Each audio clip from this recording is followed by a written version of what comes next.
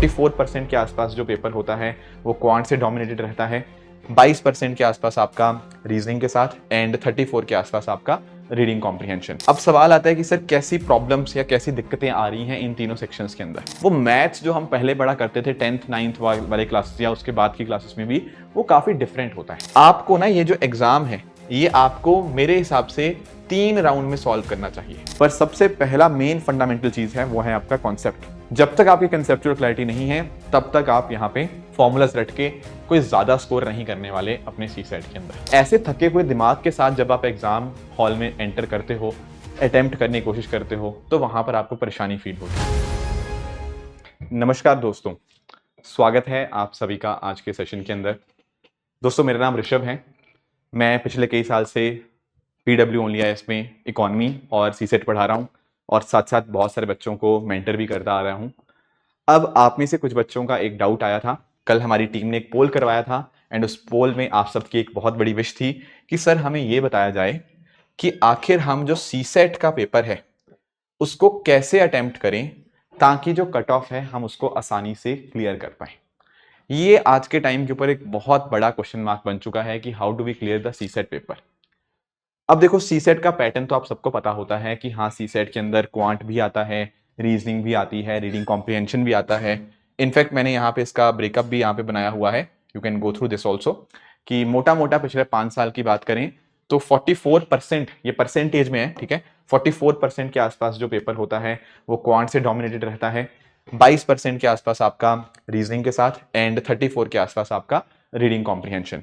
अगर हम इनको थोड़ा क्वेश्चंस में अगर हम तोड़े ना तो आपको रियलाइज होगा कि हर साल 27-28 क्वेश्चन रीडिंग कॉम्प्रिहेंशन के आते हैं, लगभग 17 से 20 क्वेश्चन रीजनिंग से और कुछ 34-35 के आसपास क्वेश्चन आपको क्वांटिटेटिव एप्टीट्यूड के देखने को मिलते हैं। सर ये तो हमें पता है, पर क्वेश्चन आता है कि सर हमें कैसे इस पेपर को अटेम्प्ट करना चाहिए। देखो मैं हमेशा ऐसा मानता हूं कि पेपर अटेम्प्ट करना तो एक आखिरी स्टेप है, उससे पहले भी बहुत सारे स्टेप्स आते हैं। यानी कि सर एक होता है पहले प्रिपरेशन, दूसरा होता है प्रैक्टिस, फिर तीसरा स्टेप है परफॉर्मेंस का। जब तक हमारे पहले 2 चीजें सही नहीं ना होगी, जब तक प्रिपरेशन और प्रैक्टिस वाला हमारा पिलर अच्छा नहीं होगा तब तक हमारा तीसरा पिलर परफॉर्मेंस वाला अच्छा हो ही नहीं सकता। इसीलिए हमें तीनों के ऊपर यहां पे काम करना पड़ेगा, ठीक है। पर प्रॉब्लम्स क्या है सर, क्यों नहीं हमारे पास दिक्कत आती है, मतलब क्यों नहीं हम इसको क्लियर कर पाते। देखो पहली चीज पता क्या है, जैसे मैंने आपको बोला ना कि देयर आर 3 पीस, ठीक है, as I always said there are 3 piece. एक तो आपका प्रेपरेशन वाला पी हो गया, ठीक है, एक हो गया आपका प्रैक्टिस वाला पी और तीसरा आपका आ जाएगा यहां पे परफॉर्मेंस वाला। अगर इन तीनों पिलर्स पे आप खरे उतरे हैं तो कोई चांस ही नहीं है कि आपका सी सेट क्लियर ना हो। इन तीनों को अगर आपने समझ लिया तो कहीं ना कहीं आपकी दिक्कतें सॉल्व हो जाएंगी।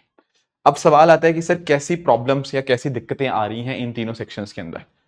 पहली बड़ी प्रॉब्लम पता क्या आती है with regards to CSAT, और खासकर मैं प्रेपरेशन के अंदर डालना चाहूंगा कि हम सी सेट को ना बहुत लाइटली ले लेते हैं।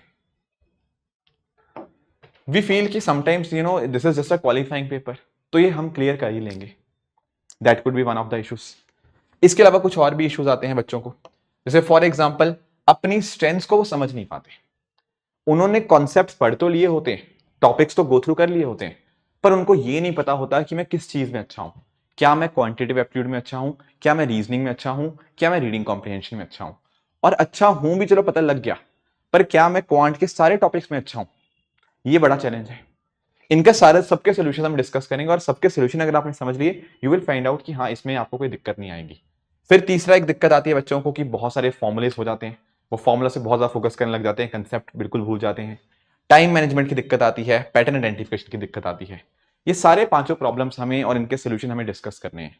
But before going into that मैं एक छोटी सी बात आप सबको बता दूं कि हमारी टीम ने आने वाले प्रीलिम्स के बच्चों को देखते हुए जो प्रीलिम्स 2026 जो क्रैश कोर्स है वो यहाँ पे लॉन्च किया है। और हमारी यहाँ पे कोशिश है कि इंग्लिश और हिंदी माध्यम के बच्चों को हम अच्छे से कंटेंट डिलीवर कर पाएं, उनकी सभी प्रॉब्लम्स को हम यहाँ पे सॉल्व कर पाएं। तो दरअसल में ना हमारी टीम ने एक स्कोर मॉडल यहाँ पे डिजाइन किया हुआ है जहां पर आपकी सारी प्रॉब्लम्स को सॉल्व करने की कोशिश है। फॉर एग्जाम्पल इसमें आपका स्कैनिंग ऑफ सब्जेक्ट्स आएगा जिसमें सारे के सारे सब्जेक्ट्स आपके polity, economy, geography, history, environment, and बाकी और टॉपिक भी IR, places in news, even CSAT भी इंक्लूड है यहाँ पे, और बाकी सब चीजें इसमें पार्ट रहेंगी। फिर इसके बाद जो सेकंड जो सी आता है, दैट कम्स फॉर कंसोलिडेशन। यहाँ पर आपको प्रॉपर नोट्स मिल जाएंगे। उड़ान सीरीज है स्टैटिक की भी, उड़ान 500 करंट की, ताकि आपको कोई दिक्कत ना आए। फिर उसके बाद बात आती है ऑप्टिमल प्रैक्टिस की, जहां पर आपको डेली बेसिस के ऊपर टेस्ट मिलेंगे। फिर फुल लेंथ और सब्जेक्ट कंप्लीशन टेस्ट और फुल लेंथ टेस्ट मिल जाएंगे, जहां पर आप खूब सारी प्रैक्टिस कर पाओगे। R का मतलब है रीस्ट्रेटजाइज, एंड आखिरी में E का मतलब है आपका इवेल्युएशन एंड मेंटरशिप, जहां पर आप मेंटर के साथ जुड़ के अपनी प्रॉब्लम उनके साथ साझा करेंगे एंड कैसे इंप्रूव करना है उसके ऊपर वर्क कर पाएंगे। सी सेट भी इसका पार्ट रहेगा, तो that is also going to help you. अब बात आते हैं मुद्दे के ऊपर कि सर ये प्रॉब्लम्स तो हैं और जिस वजह से हमारा पेपर ढंग से अटेम्प्ट नहीं हो पाता, पर how are we going to deal with this problems. देखो पहली चीज तो यही है कि कई बार हमारा सी सेट को हम इतना लाइटली ले लेते हैं कि हम उसकी तैयारी ही नहीं करते। हमें लगता है कि हम एक IIT से बिलोंग करते हैं, या हमने पहले रीडिंग कॉम्प्रिहेंशन वगैरह बहुत सारी चीजें पढ़ रखी हुई हैं, या हम तो मैथ्स को कर ही लेंगे, या वट इस तरह की चीजें होती हैं। अब उस चक्कर में पता क्या होता है, कई बार हम इसको बहुत ध्यान से देखते ही नहीं है। I have seen some student जिनको एग्जाम में जाके पता लगता है कि सी सेट में 100 क्वेश्चन नहीं बल्कि 80 क्वेश्चन आते हैं। ध्यान रखना, जो यहाँ पर क्वांटिटेटिव एप्टीट्यूड है, वो मैथ्स जो हम पहले पढ़ा करते थे 10th 9th वाले क्लासेस या उसके बाद की क्लासेस में भी, वो काफी डिफरेंट होता है। तो वन मस्ट अंडरस्टैंड कि हमें अपनी प्रेपरेशन के साथ कभी कोई कॉम्प्रोमाइज नहीं करना है। हाँ, अगर आप ऑलरेडी अच्छे हो, प्लीज एक बार 2025 का 2024 का एक बार आप लोग पेपर उठा के देखो और देखो कितना आपका स्कोर बन रहा है। If you are already scoring 120 या उससे ऊपर, तो कहीं ना कहीं आपको बहुत ज्यादा टाइम देने की जरूरत नहीं है। पर अगर आपको लगता है कि नहीं यार, यहाँ पे थोड़ा सा मैं पिछड़ रहा हूं, तो then that is the red flag कि अब आपको काम करना यहाँ पे शुरू करना चाहिए। ठीक है, तो सी सेट को लाइटली तो बिल्कुल नहीं लेना। पिछले कई सालों के हमारे पास स्टोरीज हैं जो ये बताती हैं कि जिन्होंने बच्चों ने सी सेट को लाइटली लेने की कोशिश की है, उनको सी सेट में बहुत बड़ी परेशानी आई है। दूसरा बात है अपनी स्ट्रेंथ को अंडरस्टैंड ना करना। जैसा मैंने आपको बताया 3 सेक्शन है, क्वांट, रीजनिंग, रीडिंग कॉम्प्रिहेंशन। अब मैं आपको एक बात बताता हूं, बात यही है ना कि पेपर कैसे अटेम्प्ट किया जाए। देखो होता पता क्या है, अब जैसे कोई मेरे से पूछे कि सर आपका सबसे स्ट्रॉन्ग जोन कौन सा है, तो मुझे पता है कि यार मेरा क्वांटिटेटिव एप्टीट्यूड और जो रीजनिंग है ना, ये मेरे सबसे ज्यादा स्ट्रॉन्ग जोन्स हैं। पर क्या मैं ऐसा बोल दूं कि ये पूरे के पूरे सेक्शन मेरे स्ट्रॉन्ग है? शायद नहीं। देखो फॉर एग्जाम्पल, होता पता क्या है कि जैसे अगर मान लो कोई क्वेश्चन ज्योमेट्री का आता है, तो भाई थोड़ा सा अटक मैं भी जाता हूं। एक ज्योमेट्री का क्वेश्चन सॉल्व करने के लिए मुझे 2 मिनट लगते हैं, पर एक नंबर सिस्टम क्वेश्चन सॉल्व करने के लिए मुझे 30 सेकंड लगते हैं, अगर एक एवरेज टाइप ऑफ क्वेश्चन की बात कर रहा हूं। ठीक है, तो I am very much clear about this. तो व्हाट विल हैपन ना, कि when I get my paper I know with ample practice कि I am very comfortable with number system. तो अगर मुझे नंबर सिस्टम क्वेश्चन दिखता है और पता लग जाता है कि यार ये बहुत ही आसान चीज है, तो मैं उसको तुरंत के तुरंत सॉल्व करने की कोशिश करूंगा, क्योंकि ये मेरे कंफर्ट जोन का है। मैं फुल टॉस पे 6 मारता हूं, उसने यूपीएससी एग्जामिनर ने मुझे फुल टॉस दे दी है, अब इसके ऊपर मैं 6 मारने की कोशिश करूंगा। हाँ, कोई बहुत मुश्किल क्वेश्चन आ गया, that is a separate thing, उसको हम फिर बाद में करेंगे। पर अगर मान लो इजी या मॉडरेट क्वेश्चन है, मेरे कंफर्ट जोन में उसने बॉल डाली है, तो मुझे उस पर हिट करना ही करना है। ठीक है, ऐसे ही हो सकता है किसी बच्चे को लेट से आपका दिक्कत आती हो ज्योमेट्री से, या ज्योमेट्री, या किसी बच्चे को हो सकता है परमुटेशन कॉम्बिनेशन से दिक्कत आती हो, या और कोई टॉपिक के साथ। अगर मान लीजिए एग्जामिनर ने उसके रिगार्डिंग आपसे क्वेश्चन दिया है, तो आप उस चीज को स्टार्टिंग में मत सॉल्व करो। होगा पता क्या, मान लो पहला क्वेश्चन आपका आ गया क्वांटिटेटिव सॉरी अपना रीडिंग अपना परमुटेशन कॉम्बिनेशन का। अब आपका वो कमजोर पक्ष है, आप देख के डर गए उसको कि अब क्या करूं मैं यहां पे, राइट? कोई बात नहीं, move to the next question. तो what I mean to say is, आपको ना ये जो एग्जाम है, ये आपको मेरे हिसाब से 3 राउंड में सॉल्व करना चाहिए। Round 1, round 2, round 3। What does this mean? Round 1 के अंदर वो क्वेश्चन सॉल्व करो जो आपको देखने से पता लगे कि यार ये क्वेश्चंस आसान हैं, मैं कम टाइम के अंदर सॉल्व कर सकता हूं इनको, और मैंने अपनी प्रेपरेशन और प्रैक्टिस के समय ऐसे बहुत बहुत सारे क्वेश्चन सॉल्व किए भी हैं।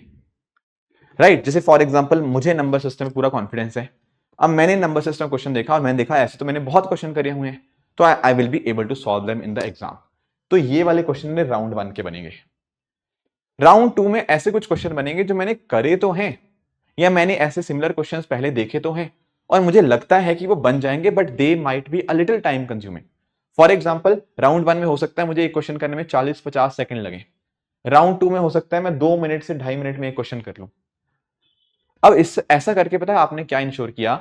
ऐसा करके आपने इंश्योर किया कि एग्जाम में कोई भी आसान क्वेश्चन या कोई भी ऐसा क्वेश्चन जो कम टाइम में हो सकता है, वो आपने ना छोड़ा ना आपने गलत किया। जब आपने सबसे आसान क्वेश्चन पहले राउंड में कर लिए, कहीं ना कहीं वो आपको कॉन्फिडेंस देगा कि हाँ यार पेपर में से 25-30 क्वेश्चन मैंने कर लिए। फिर सेकंड राउंड के अंदर आप वो क्वेश्चन करोगे जो थोड़े से मॉडरेट लेवल के हैं। अगर इसके बाद टाइम बचता है तो इन दी एंड वो क्वेश्चन करो जो आपके वीक जोन वाले हैं, या फिर लगता है कि यार ये वाले मैं पहले भी नहीं कर पाता था, अब पता नहीं कर पाऊंगा नहीं कर पाऊंगा, तो राउंड 3 हमेशा वहां पे रखना है। अगर आप अपने कमजोर पक्ष वाली चीजों को पहले राउंड में सॉल्व करने की कोशिश कर रहे हो ना, सबसे बड़ी गलती वही है। क्योंकि जब हम कमजोर पक्ष वाली चीजें करते हैं, एक वो टाइम भी ज्यादा खाते हैं, दूसरी बात उनमें हमारी उतनी अच्छी एक्यूरेसी भी नहीं होती। तो भाई हमने टाइम भी खूब स्पेंड कर दिया, मार्क्स भी हो सकता है कमी बने हो, तो कहीं ना कहीं हमारा कॉन्फिडेंस और डाउन होता रहेगा। इसीलिए it becomes very very important कि आप यहां पे सही ढंग के अंदर पेपर को अप्रोच करें। सर ये आएगा कैसे, ये टेक्निक हम सीखेंगे कैसे? ये टेक्निक वही 3P से आएगी। अगर आपकी प्रिपरेशन सही है, अगर आपने खूब सारी प्रैक्टिस की है, तो परफॉर्मेंस के समय के ऊपर आपको ये परेशानी नहीं आने वाली। मैंने बताया ना कि आपको स्कोर मॉडल के अंदर हम आपको टेस्ट भी देंगे। वो टेस्ट देने का पर्पस यही है कि आपको जितनी गलतियां करनी है वो इसी एग्जाम में यहीं पे करनी है, ताकि जिस दिन आप मई के एंड में अपना प्रीलिम्स देने जाओगे तब वहां पर आपकी गलतियां ना। This is your second problem. I hope आपको इसका सोल्यूशन मिला। तीसरी बात आती है कि कई बच्चे सोच के चलते हैं कि सर मैं बहुत सारे फॉर्मुलेज रट के चला जाऊंगा तो डायरेक्टली मैं आंसर्स कर दूंगा। देखो ये जो फॉर्मुलेज हैं ये काफी सारे एग्जाम में काम करते हैं, I completely agree. But when it comes to UPSC CSAT ना, तो आप पिछले 5 साल का पेपर उठा के देख लो, अब पेपर फॉर्मूलाज बेस्ड नहीं आ रहा है, ये कंसेप्ट वाला आ रहा है। अगर आपके कंसेप्ट अच्छे हैं तो क्वेश्चन बहुत जल्दी बनेंगे। अगर आप केवल और केवल फॉर्मूला रट के गए हो, कहीं ना कहीं बहुत बड़ी मिस्टेक आप कर रहे हो।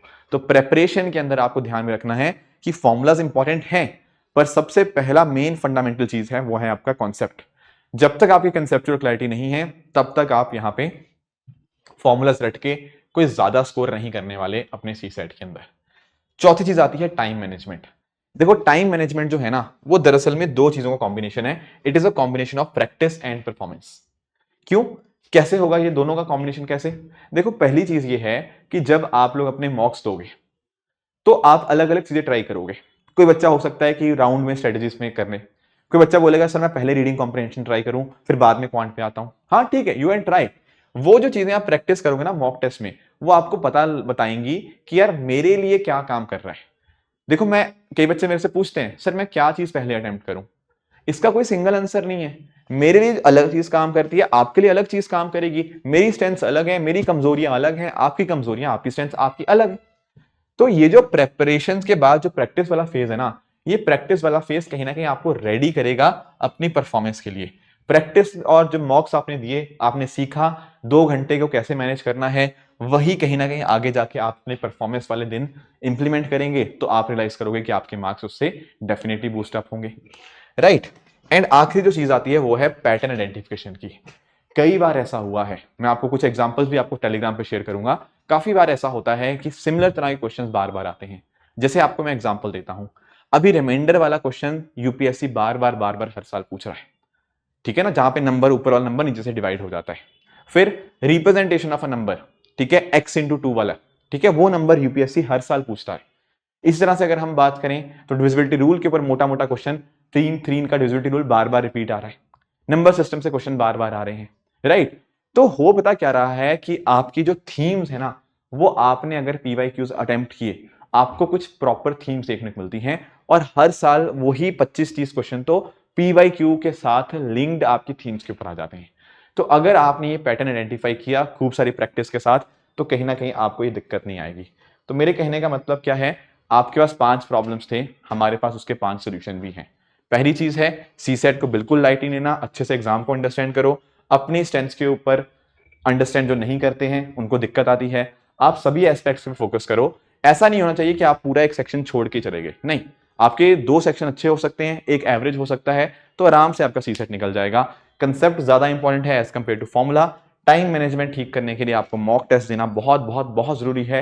एंड लास्ट चीज है, आप पीवाईक्यू सॉल्व करेंगे जब आप प्रिपरेशन और प्रैक्टिस कर रहे होंगे, ताकि आप उन पैटर्न्स को समझ पाएं, यूपीएससी किस तरह की चीजें पूछ रहा है उस इवॉल्विंग ट्रेंड्स को आप यहाँ पे कैप्चर कर पाओ, राइट। तो ये सारी बातें थी। आई होप ये जो हमारा जो आज का टॉपिक था, जो आपने मुझे दिया था कि सर आप बताइए कि कैसे हम सीसेट को अटेम्प्ट करें ताकि हम कट ऑफ को आसानी से क्लियर कर पाएं, ध्यान रखिएगा इनमें ये सारी चीजें आती हैं। अच्छा, एक आखिरी और चीज मैं आपको बताऊंगा। एक दिक्कत बच्चों को ये भी आती है कि सर मैं घर पे पेपर सॉल्व करता हूं, मेरे नंबर बढ़िया आते हैं, एग्जाम में जाता हूं तो मेरे नंबर कम हो जाते हैं। एक्चुअली इसमें ना एक चीज जो आपको ध्यान रखनी है वो ये भी है कि आप ना रियल एग्जाम वाले दिन को मिटिगेट करो, मतलब उसको इमिटेट करो। आपका एग्जाम कब से कब होगा उस दिन? सर उस दिन मेरा एग्जाम होगा 2:30 से लेके 4:30, है ना। अब इससे पहले क्या किया होगा आपने? मॉर्निंग में जीएस का पेपर दिया होगा सुबह सुबह, उसमें भी आपका बहुत ज्यादा दिमाग लगा होगा। फिर बीच में 2-3 घंटे का जो गैप होगा उसमें आप फिर थक गए होंगे बहुत ज्यादा, है ना। गर्मियों का टाइम होता है, मई के समय के ऊपर कई बच्चे इधर उधर आंसर डिस्कस कर रहे होते हैं, कुछ आपके यूट्यूबर्स आपके यूट्यूब पे वीडियोस डाल रहे होते हैं, तो आपका दिमाग बहुत डिस्ट्रैक्टेड होता है, बहुत ही थक चुका होता है। और ऐसे थके हुए दिमाग के साथ जब आप एग्जाम हॉल में एंटर करते हो, अटेम्प्ट करने की कोशिश करते हो, तो वहां पर आपको परेशानी फील होती है। तो क्यों ना ये एग्जाम डे की तैयारी हम पहले से ही समझ के चलें, पहले से ही हम देख के चलें कि नहीं यार, सुबह मैं अगर मैं मॉक्स दूंगा ना सीसेट के, मैं ऐसे ही दूंगा। सुबह पहले मैं जीएस का मॉक दे चुका हूंगा, थक चुका हूंगा, फिर जाके मैं सीसेट का मॉक दूंगा, ताकि मैं ये देख पाऊं कि थोड़े से थके हुए दिमाग के साथ क्या मैं अच्छा परफॉर्म कर पाता हूं या नहीं कर पाता हूं, क्योंकि वो चीज भी अपने को डेवलप करनी बहुत बहुत ज्यादा जरूरी है, राइट। तो ये सारे पॉइंटर्स थे जो आज हमें डिस्कस करने थे। जो दोस्तों जो हमारे साथ स्टूडेंट्स जुड़ना चाहते हैं, उनके लिए जो प्रोग्राम का लिंक है नीचे डिस्क्रिप्शन में दिया हुआ है, ठीक है। जस्ट एक बार मैं आपको बता भी दूं, ठीक है। ये पूरा का पूरा हमारा प्रोग्राम है, ये हमारी इंग्लिश बैच की फैकल्टीज हैं जो आपको यहाँ पे इस बैच में पढ़ाएंगी, ठीक है। सिमिलरली अगर हम बात करें हिंदी बैच की फैकल्टीज भी आप यहाँ पे नोटिस कर सकते हो। तो जो दोस्त हमारे साथ जुड़ना चाहते हैं वो यहाँ पे कनेक्ट कर सकते हैं। एंड ध्यान में रखिएगा कि ये जो प्राइस है, आपको ये प्राइस पे करने की जरूरत नहीं है। आप यहाँ पे कूपन कोड इस्तेमाल कर सकते हैं फर्स्ट 1 के, राइट। पहले 1000 बच्चों के लिए ये कूपन कोड है, तो इसका इस्तेमाल आप कर सकते हैं, तो आपको फर्दर 2000 रुपए आपको यहाँ पे ऑफ देखने को मिल जाएंगे। तो बहुत ही अफोर्डेबल, बहुत ही प्रॉपर सोल्यूशन आपको देने की कोशिश की गई है इस पर्टिकुलर बैच के माध्यम से। तो इसी तरह से दोस्तों आप सब लोग अपने एंड पे हार्डवर्क करते रहिए। All the very best, keep working hard. Thank you so much.